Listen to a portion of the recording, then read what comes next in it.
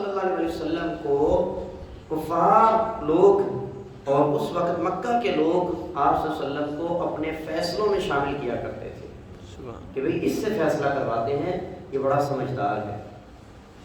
تو یہ آپ کی اس وقت کی حیثیت ہے، شہری حیثیت، کہ ایک شہر میں رہ رہے ہیں، ایک عام فرد کی طرح ہیں، لیکن حیثیت یہ ہے، عزت یہ ہے، کریکٹر یہ ہے، کردار یہ ہے کہ ہر کوئی آپ کو مان رہا ہے، ہر کوئی آپ کی عزت کر رہا ہے۔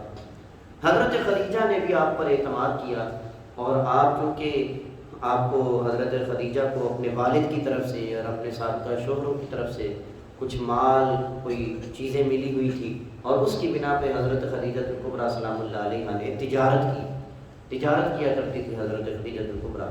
تو انہوں نے کہا کہ آپ میرا مال جو ہے وہ شام لے کر جائیں۔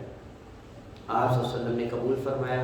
یہاں پر یہ مال شام لے کر جانا اور آپ صلی اللہ علیہ وسلم کا تجارت کرنا، حضرت خدیجہ کے ساتھ معاہدہ کرنا، اس سے کئی قسم کی بیع، خرید و فروخت، اس کے مسائل بڑے نکلتے ہیں شریعت میں، یہ بھی یاد رہے۔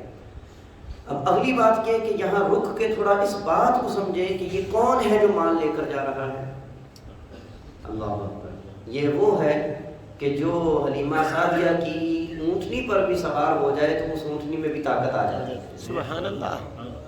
یہ وہی بچہ ہے جس گھر میں ہوتا ہے اس گھر میں روشنی ہی روشنی رہتی ہے۔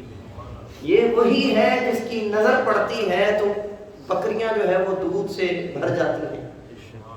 یعنی اس بچے کے کمالات کا تو اندازہ ہے ہی نہیں۔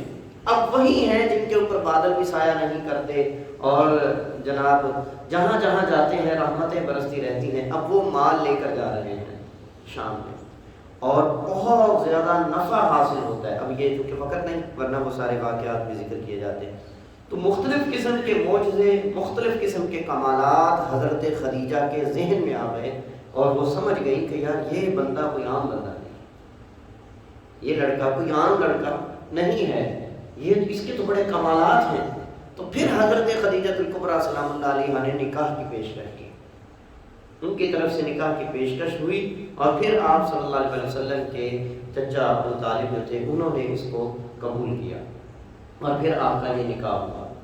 اب یہاں پر ایک بات وہ یہ کہ آج کے نوجوانوں کو آپ صلی اللہ علیہ وسلم کی سیرت سے یہ سبق حاصل کرنا چاہیے کہ اپنے کردار کو اسی طرح معطر کریں جس طرح نبی مکرم صلی اللہ علیہ وسلم نے مکہ میں رہتے ہوئے اپنے کردار کو صاف اور ستھرا کر کے دکھایا، سبحان اللہ، اور اپنے کردار کا لوہا منوایا۔